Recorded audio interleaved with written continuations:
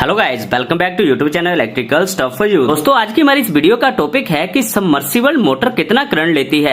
दोस्तों, मैंने पहले वीडियो बनाई जिसमें हमने इंडक्शन मोटर की बात की कि वो कितना करंट लेती है, उसे कैसे निकालें। तो आज की इस वीडियो में हम बात करेंगे कि सबमर्सिबल मोटर कितना करंट लेती है, उसे हमें कैसे निकालना है। दोस्तों, सबसे पहले हमें पता होना चाहिए कि जो सबमर्सिबल मोटर होती है ये कहाँ पर यूज होती है। तो दोस्तों, जैसे कि आपको पता है कि जो हमारे बोरवेल होते हैं, जैसे मान लीजिए आपने ट्यूबवेल लगवाया अपने खेतों की सिंचाई के लिए, तो वहां पर सबमर्सिबल मोटर यूज होती है। जैसे कि आपका मान लीजिए कुआं है तो उसमें भी आप सबमर्सिबल मोटर का यूज कर सकते हो। तो दोस्तों, जो सबमर्सिबल मोटर होती है वो बोरवेल के अंदर डाली जाती है। मतलब ऐसे नहीं है कि आपकी ऊपर डाली जाएगी, जे पानी के अंदर हम इसे डालते हैं। तो जो इसकी स्टार्टर से लेकर मोटर की लेंथ होती है वो बहुत ज्यादा दूर हो जाती है। तो आज के इस वीडियो में हम इसी के बारे में बात करेंगे कि हमें सबमर्सिबल मोटर का करंट कैसे निकालना है। तो दोस्तों, हम आज के वीडियो में एक 5 HP सबमर्सिबल मोटर की बात करेंगे। तो दोस्तों, जैसे कि आपको पता है कि HP को हमें पहले वाट में करना पड़ेगा, तो उसे निकालने का सिंपल तरीका है। आपको पता है कि 1 HP में 746 वाट होते हैं। तो सिंपल आपको करना क्या है, 5 को गुना करना है 746 से। तो दोस्तों, जब आप 5 को गुना करोगे 746 से तो आपके पास आ जाता है 3730 वाट। इसका मतलब 5 HP की मोटर में 3730 वाट होते हैं। अब चाहे ये सबमर्सिबल मोटर हो चाहे इंडक्शन मोटर, HP से वाटेज निकालने का तरीका सेम है। तो इस प्रकार से आपको HP से वाट निकालने हैं। अब दोस्तों, बात करते हैं कि हमें कौन सा फॉर्मूला यूज करना होता है। तो दोस्तों, फॉर्मूला सेम ही है जो हमने लास्ट वीडियो में बात की इंडक्शन मोटर वाली में। तो P इक्वल टू, यहां पर दोस्तों P हमारे पास पावर है √3 इंटू B मतलब वोल्टेज है, I मतलब करंट है, into power factor into efficiency. तो दोस्तों, अगर आप ध्यान दें तो हमने लास्ट वीडियो में भी इसी फॉर्मूले का यूज किया था, P equal to √3 into B into I into power factor into efficiency. अब बात आती है कि हमें इन सभी वैल्यूज का अगर पता चल जाए तो हमें करंट फाइंड आउट करना है, तो वो हम इजीली फाइंड आउट कर सकते हैं। तो दोस्तों, हम step by step in values के बारे में डिस्कस करते हैं। तो दोस्तों, सबसे पहले जो हमारे पास P है, पावर, ये हमें पता है कि 3730 वाट है, क्योंकि हमने 5 HP की मोटर की बात की है। तो ये P आ गया 3730 वाट। ठीक है दोस्तों, अब हमें √3 की वैल्यू भी पता है। तो दोस्तों, √3 की वैल्यू होती है 1.732। मैंने आपको पहले भी कई बार बताया है। अब इसके बाद हम बात करेंगे वोल्टेज की। तो दोस्तों, जो वोल्टेज है, अब हम यहाँ पर एक 3 फेज मोटर की बात करेंगे। तो हमें पता है कि जो 3 फेज सप्लाई में वोल्टेज होती है वो 415 वोल्ट होती है। ठीक है दोस्तों, अब इसके बाद जो हमारे पास करंट है वो हमें फाइंड आउट करना है। ठीक है, करंट तो हमें निकालना ही है। अब इसके बाद जो पावर फैक्टर है उसकी बात करते हैं। दोस्तों, जो हमारी सबमर्सिबल मोटर होती है इस पे हमने कोई भी कैपेसिटर नहीं लगाया होता, क्योंकि दोस्तों ये बोरवेल के अंदर जाती है, मतलब पानी के अंदर जाती है, तो इसकी कोई भी इलेक्ट्रिकल वायरिंग मतलब ओपन नहीं होती। ये सारी की सारी अंदर ही होती है, इन हाउस होती है। तो मतलब इसमें हम कैपेसिटर का यूज नहीं करते, जिसके कारण जो इसका पावर फैक्टर होता है वो कम होता है। तो वो होता है हमारे पास 0.80। ठीक है दोस्तों, जबकि हमने इंडक्शन मोटर के केस में ये 0.99 लिया था, क्योंकि उस पे हम कैपेसिटर का यूज करते हैं। अब इसके बाद हम बात करते हैं एफिशिएंसी की। तो दोस्तों, एफिशिएंसी हमें पता है मोटर की 0.80 होती है। इवन आप इसकी नेम प्लेट पर भी देख सकते हो कि आपकी पर्टिकुलर मोटर की एफिशिएंसी कितनी है। तो ये नॉर्मली 0.80 होती है। तो दोस्तों, अब हमारे पास ये सारी वैल्यूज आ गई। बट दोस्तों, आपको मैं एक बात बताना चाहता हूं कि जो हमने यहाँ पर वोल्टेज ली 415 वोल्ट, ये हमारी मोटर तक नहीं पहुंच पाती, क्योंकि दोस्तों जो हमारी सबमर्सिबल मोटर होती है उसके कनेक्शन मैं थोड़े आपको डिटेल में बताता हूं।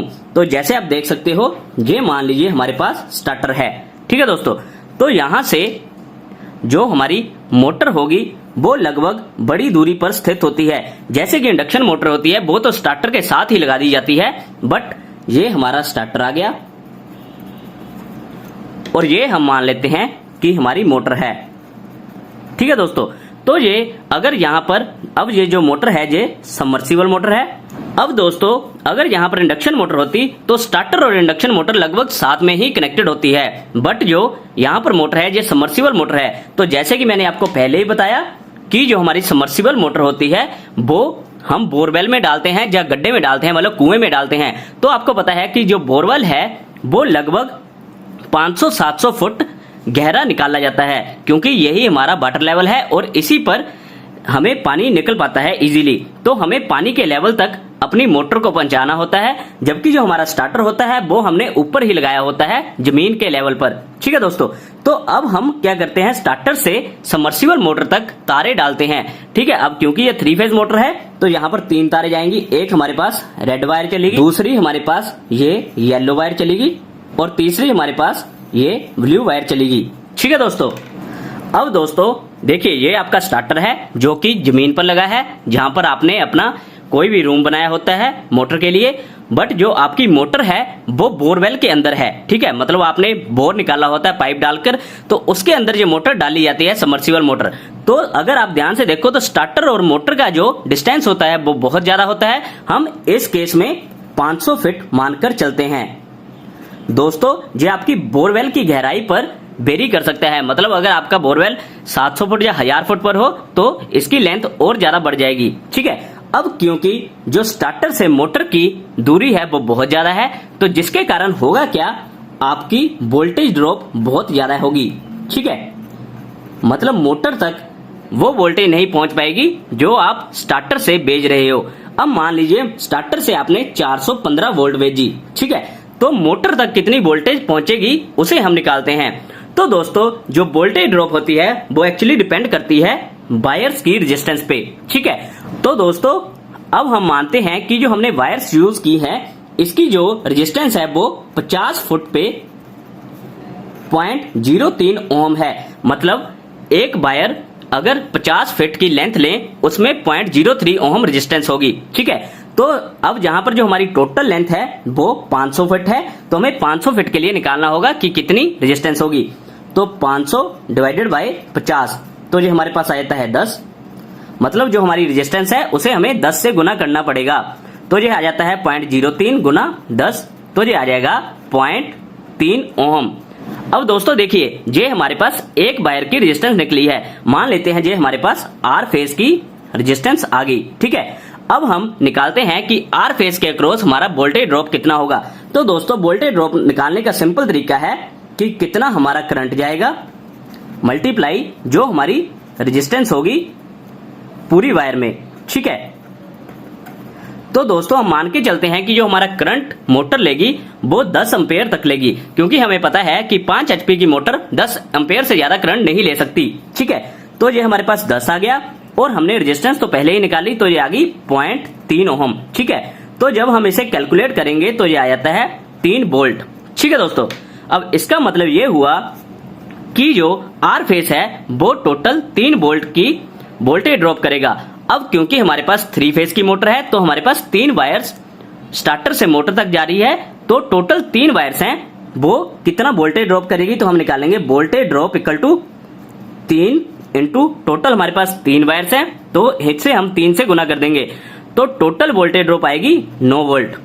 ठीक है दोस्तों, अब इसका मतलब ये हुआ कि अगर हमने स्टार्टर से 415 वोल्ट भेजे तो हमारे मोटर तक कितने वोल्टेज मिलेगी, तो ये आ गई voltage at motor equal to 415, क्योंकि हमने स्टार्टर से 415 वोल्ट भेजी माइनस 9 वोल्ट। अब 9 वोल्ट हमारे पास वोल्टेज ड्रॉप है। ठीक है, तो ये हमारे पास आ जाएगा 406 वोल्ट। इसका मतलब ये हुआ कि जो हमारी मोटर है उसके अक्रॉस 406 वोल्ट पहुंची। ठीक है, अब देखिए आपने स्टार्टर से तो 415 वोल्ट भेजी, बट वोल्टेज ड्रॉप के कारण जो मोटर के अक्रॉस हमारी वोल्टेज पहुंची वो आई 406 वोल्ट। ठीक है, अब इस प्रकार से हमें वोल्टेज लेनी है, तो हमें जो वोल्टेज अक्रॉस मोटर लेनी है तो वो हमारे पास आएगी 406 वोल्ट, ना कि 415 वोल्ट। ठीक है, अब हमारे पास सारी की सारी वैल्यूज आ गई। ठीक है, अब हम इस फॉर्मूले में इन वैल्यूज का इस्तेमाल करेंगे। तो दोस्तों हमें निकालना क्या है, आई, तो हम इस फॉर्मूले को थोड़ा इलेबोरेट करते हैं। तो I equal to P divided by √3 into V हमारे पास वोल्टेज है, into power factor into efficiency. ठीक है, अब हमारे पास सारी की सारी वैल्यूज हैं।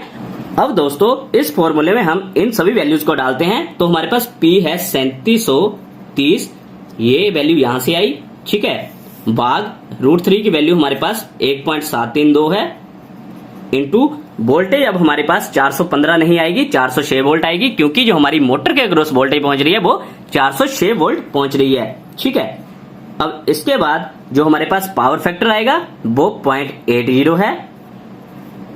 ऐसे ही जो एफिशिएंसी आएगी वो भी 0.80 है।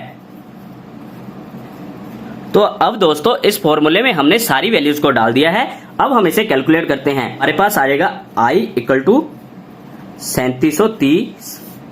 अब हम जो डिनोमिनेटर की वैल्यूज हैं जब इसे कैलकुलेट करेंगे तो ये हमारे पास आ जाता है 450.04। ठीक है दोस्तों, अब हम फिर से इस फॉर्मूले को कैलकुलेट करते हैं तो जो हमारे पास आ जाता है I इक्वल टू 8.28 एम्पेयर।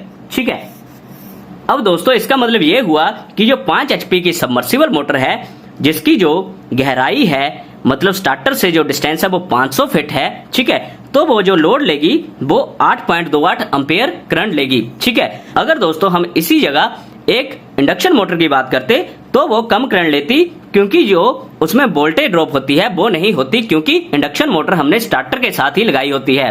तो दोस्तों आई होप आपको ये वीडियो यूजफुल लगी होगी और आपको काफी कुछ सीखने को मिला होगा कि आपको सबमर्सिबल मोटर का करंट कैसे निकालना है। तो दोस्तों अगर आपको ये वीडियो अच्छी लगी हो तो इसे लाइक और शेयर जरूर करें और ऐसे ही और वीडियोस के लिए मेरे चैनल को सब्सक्राइब जरूर कर लें। Thank you guys.